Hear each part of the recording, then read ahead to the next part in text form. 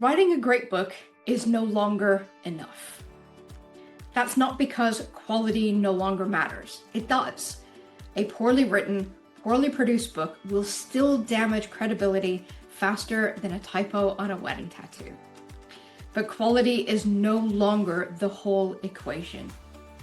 If you are writing a book to support your business, build authority, attract better clients, open doors to speaking opportunities, or strengthen your professional profile, then the book has a job to do. It is not simply there to exist.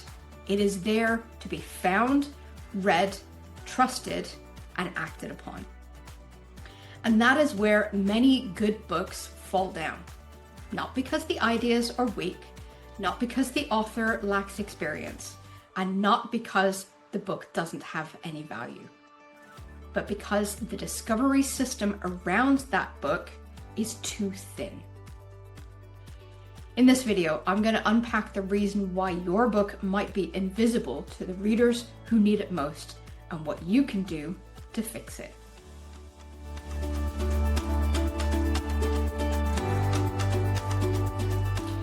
The discovery landscape has changed. For a long time, authors were told to focus most of their discoverability efforts on Amazon. They were told to choose the right categories, use relevant keywords, get reviews, optimize the listing, and hope the algorithm plays nicely and does not behave like a goblin in a spreadsheet. Now, those things still matter. Amazon is still a major book discovery and sales platform, but it is no longer the whole discovery ecosystem. Readers now discover books through a much wider range of channels. Think Google, AI search tools, ChatGPT, Perplexity, voice assistants, YouTube, podcasts, LinkedIn, TikTok, author websites, email recommendations, online articles, media interviews, the list goes on. The path between I have a problem and I have the book I need is no longer linear. Now that matters because your ideal reader may never start by searching for your name or your book title. They might not even know that either exists. Instead, they are more likely to ask a question. Readers are not just searching, they are asking. This is one of the biggest shifts authors need to understand. A reader may not search for leadership book in Google. Instead, they may ask ChatGPT, what book should I read if I want to become more confident leading a senior team? They may not type business book for consultants into Amazon anymore. Instead, they may ask Alexa, what should I read if I want to turn my expertise into a stronger personal brand?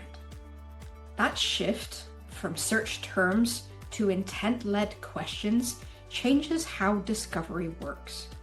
Your book does not only need to be listed, it now needs to be understood.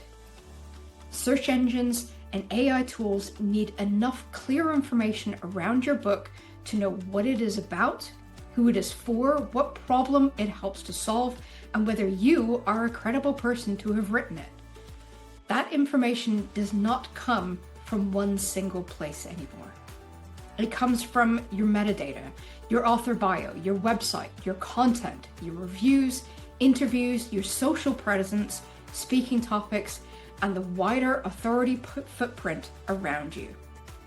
Availability is not the same as discoverability. This is where authors often get caught out.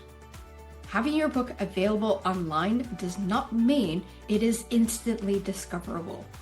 A book can live on Amazon, be listed on Waterstones, distributed through Ingram Spark, and still be the most invisible to the people who need to benefit from it the most. Availability means someone can buy the book if they already know that it exists. Discoverability means the right person can find that book when they are actively looking for the kind of answer, insight, or expertise that that book provides. That difference is critical for business authors. Because if your book was written to build authority, support your sales process, generate speaking engagements, attract clients, or position you as the expert in your field, then discoverability is not a technical extra. It is part of the business strategy. So your takeaway for this video, I want you to open a blank document and answer these 3 questions. Question 1, what specific problem does your books help the reader to solve? Question 2, what question might my ideal reader ask before they know my book even exists? And question 3, where would that reader be most likely to ask that question? Don't overthink it. Start with 5 or 10 real questions your ideal reader might type into Google or ask ChatGPT, say to a colleague, or search on YouTube. This simple exercise gives you the beginning of a discoverability map. It shows you whether your book is positioned around the way readers actually look for help, rather than only around how you describe your topic. Do you want the full picture? This is the first video in a 4-part series on book discovery in the age of AI.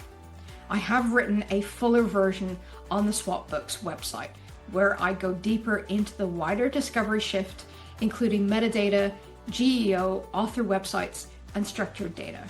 You can read the full article on my website. I'll pop the link into the description below.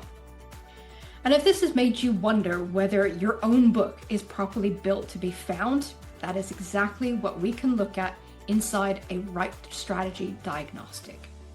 In the session, we look at where your book sits now, how it connects to your wider authority platform, and what needs strengthening so that it can work harder for your business. I'll include a link to book your own right strategy diagnostic in the description below as well. Join me in the next video where I'll be looking at why metadata is no longer publishing paperwork and why it may be one of the most important positioning tools that your book has.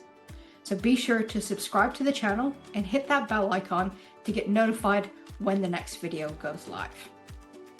But until then, happy publishing.